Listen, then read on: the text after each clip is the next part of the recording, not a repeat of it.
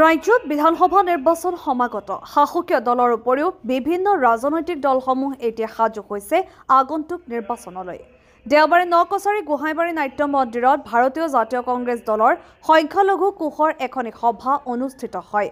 মইনুদ্দিন আহমেদক সভাপতি হিচাপে লৈ পূব যোৰহাটৰ ব্লক কংগ্ৰেছ কমিটিখন নতুনকৈ গঠন কৰা হয় আৰু দেওবাৰে যোৰহাট জিলা কংগ্ৰেছ সংখ্যালঘু সমিতিয়ে পূব যোৰহাট ব্লক সংখ্যালঘু সমিতিক দায়িত্বভাৰ অৰ্পণ কৰে। কংগ্ৰেছ দলৰ ভেটি শক্তিশালী কৰাৰ উদ্দেশ্যেৰে এতিয়া উপ সমিতিসমূহ নতুনকৈ গঠন কৰি সক্ৰিয় কৰাৰ পূৰ্ণ চেষ্টা আৰু উক্ত অনুষ্ঠানত উপস্থিত আছিল যোৰহাট জিলা সংখ্যালঘু কোষৰ সভাপতি দীপ নেওগ, যোৰহাট জিলা কংগ্ৰেছ কমিটিৰ প্ৰশাসনিক সম্পাদক ইন্দ্ৰজিৎ পেগু, কংগ্ৰেছ দলৰ মৰয়নী তত্ত্বাৱধায়ক লোহিত কোঁৱৰ, সমাজকৰ্মী ডক্টৰ যদু বুঢ়াগোহাঁই আৰু কেইবাজনো কংগ্ৰেছৰ বিষয়ববীয়া। এই ব্লক সংখ্যালঘু সমিতিখনক অধিক শক্তিশালী কৰি তুলিবলৈ নিৰ্দেশ প্ৰদান কৰিছে যোৰহাট জিলা কংগ্ৰেছ কমিটিয়ে। নতুনকৈ কিছুদিনৰ পূৰ্বে কংগ্ৰেছ দলত যোগদান কৰা ডক্টৰ যদু বুঢ়াগোহাঁয়ে কংগ্ৰেছ দলত থাকি এখন নিকা দুৰ্নীতিমুক্ত সমাজ গঢ়াৰ কথাও কয়। আগন্তুক আমাৰ যিখন পূব যোৰহাট ব্লক কমিটি আমি প্ৰস্তুত কৰিছোঁ, সেই কমিটিৰ সভাপতিক আজি নৱনিৰ্বাচিত সভাপতিক আমি দায়িত্বভাৰ গ্ৰহণ কৰিবৰ কাৰণে তেখেতক দায়িত্বভাৰ দিলোঁ। আৰু ইয়াৰ পিছতে আমাৰ পৰ্যায়ত আমি এখন বিশাল মিটিং আয়োজন কৰাৰ আমি সিদ্ধান্ত লৈছোঁ, যাতে আগন্তুক 2026 নিৰ্বাচনত যাতে আমি সকলো একত্ৰিত হৈ পেলাই বিজেপি দলক যাতে আমি পৰাভূত কৰিব পাৰোঁ, তাৰ বাবে আমি প্ৰস্তুতি চলাইছোঁ। বিহাৰৰ নিৰ্বাচন এটা বেলেগ বস্তু আৰু অসমৰ নিৰ্বাচন এটা বেলেগ বস্তু। বিহাৰৰ পৰিৱেশটো এটা বেলেগ আৰু অসমৰ পৰিৱেশটো এটা বেলেগ। ইয়াত বিশেষকৈ এতিয়া বৰ্তমান আমাৰ জুবিন গাৰ্গ ডাঙৰীয়া যি ন্যায় বিচাৰি সমস্ত অসমৰ মানুহে আপোনাৰ ন্যায় বিচাৰিছে, সেই সময়ত সেই ন্যায় পৰ্যায়টো এটা বেলেগ ফালে নিবৰ কাৰণে আগন্তুক আমাৰ বিজেপি চৰকাৰখনে চেষ্টা কৰিছে। গতিকে ইয়াৰ প্ৰতি আমাৰ বিজেপি চৰকাৰখনৰ প্ৰতি যুৱ প্ৰজন্মৰ বহুতো অনীহা আহিছে। তাৰ প্ৰতিবাদ স্বৰূপে 2026 চনত আমাৰ কংগ্ৰেছ দলক জয়ী কৰাৰ সিদ্ধান্ত গ্ৰহণ কৰিছে। নহয়, এইটো আপোনাৰ আয়োজনটো এইকাৰণে কৰা হয়, আমি যেতিয়া এখন যুদ্ধলৈ সাজু হওঁ, সেই যুদ্ধত জয়ী কৰিবলৈ হ'লে আমাৰ প্ৰত্যেকেই ওলাব লাগিব। কাৰণ প্ৰত্যেক আমাৰ যি ভাতৃ সংগঠন সকলো ওলাই আহিলে আমি এক হ'ব পাৰিম। আমাৰ এতিয়া কংগ্ৰেছ দলত ধৰক যুৱ কংগ্ৰেছ, সেৱা দল, য়ং ব্ৰিগেড, মহিলা কংগ্ৰেছ, ঠিক তেনেকৈ আমাৰ সংখ্যালঘু বিভাগটো আছে। আমাৰ কংগ্ৰেছৰ 128টা বিভাগ আছে। সেই 28টা বিভাগত সংখ্যালঘু বিভাগটো পৰে। আমাৰ পূব যোৰহাট ব্লক কংগ্ৰেছৰ উদ্যোগত আজি এই সংখ্যালঘু বিভাগৰ এখন যিখন আমাৰ কাৰ্যভাৰ দায়িত্ব গ্ৰহণ অনুষ্ঠান, এই অনুষ্ঠানত আজি আমি উপস্থিত থাকি পিনে আজি আমাৰ মইনুদ্দিন আলী ডাঙৰীয়াক সভাপতি হিচাপে লৈ আজি কমিটিখন গঠন কৰা হৈছে।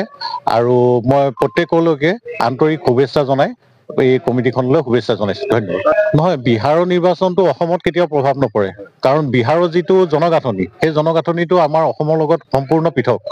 কাৰণ বিহাৰৰ পৰা মানুহ আহি আমাৰ ইয়াত অসমত এতিয়া কাম কৰিবলৈ আহে। আপোনালোকে নিজে দেখিছে চাগে, চেলুনৰ পৰা আৰম্ভ কৰি, মুঠিয়াৰ পৰা আৰম্ভ কৰি, ঠেলাৱালা, ৰিক্সাৱালাৰ পৰা আৰম্ভ কৰি সকলোতে আছে। সেই জনগাঁথনিটো তাত এটা সুকীয়া আৰু আমাৰ ইয়াত এটা সুকীয়া পৰিস্থিতিত আছে। কিন্তু এই ভোট চুৰ যিটো ৰাহুল গান্ধী ডাঙৰীয়া কৈছে, এইটো কিন্তু সঁচাকৈ হৈছে ভোট চুৰি। সেই ভোট চুৰিটোৰ কাৰণে আমি আগন্তুক দিনত প্ৰদেশ কংগ্ৰেছে যিখিনি অৱলম্বনতা ল'বলৈ কৈছে, আমি সেইখিনি এতিয়া প্ৰয়োগ কৰিম। সময়ত আমি আপোনালোকক জনাম, এই চেনেলৰ মাধ্যমৰ যোগেদি আপোনালোকক এইখিনি অৱগত কৰিম। ধন্যবাদ। সকলোকে ধন্যবাদ। আজি আমাৰ এই পূব যোৰহাট ব্লকৰ যিটো সংখ্যালঘু বিভাগৰ যিটো নতুনকৈ দায়িত্বভাৰ গ্ৰহণ কৰিছে, এই অনুষ্ঠানত অংশগ্ৰহণ কৰিলোঁ। মই ভাবোঁ যে আমাৰ নিজৰ ব্যক্তিগতভাৱে আমাৰ কাম থাকে সকলোৰে, আৰু তাৰ লগতে আমাৰ ব্যক্তিগতৰ বাহিৰেও আমাৰ সমাজখনৰ প্ৰতি আমাৰ এটা দায়িত্ব থাকে, ৰেছপনচিবিলিটি থাকে। আৰু সকলোৱে আমি ওলাই আহি আমি কাম কৰিব লাগিব। আমি বিভিন্ন ক্ষেত্ৰত দেখা পাওঁ যে সমাজখনত যি ধৰণৰ কাম হ'ব লাগে তেনেধৰণৰ হোৱা নাই। তো বহুত ক্ষেত্ৰত আমি বাহিৰতেই ৰৈ থাকোঁ, ক্ৰিটিচাইজ কৰি ৰৈ থাকোঁ যে এনেকুৱা হ'ব লাগিছিলে, সমাজখন এনেকুৱা হ'ব লাগিছিলে। বৰ্তমান আপোনালোকে দেখা পাইছে আমাৰ অসমখনত কেনেকুৱা ধৰণৰ এটা পৰিস্থিতি, এটা বহুত মানে আমাৰ সকলোৰে আমি গম পাওঁ, বিশেষকৈ কোৱাৰ কোনো প্ৰয়োজন নাই। গতিকে এই সমাজখনক আমি এটা পৰিৱৰ্তন আনিব হ'লে আমি যিটো ছিষ্টেম হয়, সেই ছিষ্টেমৰ মাজত সোমাব লাগিব। আৰু নিজৰ আমাৰ পাৰ্চনেল কামখিনিৰ বাহিৰেও আমি ছ'চাইটিত আমি যিটো ছাৰ্ভিচ দিওঁ, মই ডক্টৰ হিচাপে এটা ছাৰ্ভিচ দি আছোঁ, তথাপিতো বহুতখিনি কাম আমাৰ কৰণীয় থাকে যিখিনি এই ছাৰ্ভিচত নোলায়। গতিকে আমি এখন সুন্দৰ সমাজ গঢ়িবৰ কাৰণে য'ত আমি সকলো ধনী দুখীয়া সকলো জাতি জনজাতি লগ লাগি আমি একেলগে যিটো মৰম চেনেহেৰে আমি মিলা প্ৰীতিৰে আমি ভাতৃত্ববোধেৰে যুগ যুগ ধৰি আমি অসমত জীয়াই আছো তেনেকুৱা ধৰণে আমি জীয়াই থাকিব বিচাৰো ইয়াত এনেকুৱা কোনো ধৰণৰ সাম্প্ৰদায়িক দিগবাস্পদ যিবিলাক বিয়পি আছে সেইবিলাক আমি কেতিয়াও হোৱাটো নিবিচাৰো গতিকে আমি সকলোৱে মই ভাবিছো যে আমি সকলোৱে আগবাঢ়ি অহাটো প্ৰয়োজন তেতিয়াহে আমি এখন সুন্দৰ সমাজ আমি গঢ়িব পাৰিম আমি বিভিন্ন ক্ষেত্ৰত শিক্ষাৰ ক্ষেত্ৰতে আপোনালোকে চাওক বা চিকিৎসাৰ ক্ষেত্ৰতে আপোনালোকে চাওক বা আমাৰ যিটো আমাৰ বৰ্তমান আমাৰ অসমৰ যি অৱস্থা হৈ আছে আমি যেনেকুৱা ধৰণৰ ধাৰত আমি পুত গৈ আছো গতিকে সকলোখিনি এনেকে হৈ থাকিলে এদিন আমাৰ অৱস্থাও এই শ্ৰীলংকাৰ নিচিনা পাকিস্তানৰ নিচিনাকে হ'বগে গৈ পেলাই বা নেপালত যি পৰিৱেশ হৈছে তেনেকুৱা ধৰণৰ পৰিৱেশ হৈ গৈ থাকিব পাৰে গতিকে আমি সকলোৱে আগবাঢ়ি আহি আমি সমাজখন এটা সুস্থিৰ কৰিব লাগে আৰু সমাজখন আমি যাতে আমি এই নৱ প্ৰজন্মক এটা আমি আদৰ্শ দেখাব পাৰো যে সমাজখন এনেকেও চলিব পাৰি এনেকেও কাম কৰিব পাৰি গতিকে আমি এই সকলোখিনি আগত ৰাখি মই যিমান পাৰো মোৰ ফালৰ পৰা মই আগবাঢ়ি আহিছো কাম কৰিবৰ কাৰণে আৰু সকলোকে জনাইছো আপোনালোক সকলোৱে আগবাঢ়ি আহক আমি যাতে এখন সুস্থিৰ সমাজ গঢ়িব পাৰো ধন্যবাদ মৰণিৰ পৰা সূৰ্য দাসৰ ৰিপৰ্ট এনি এক্সপ্ৰেছ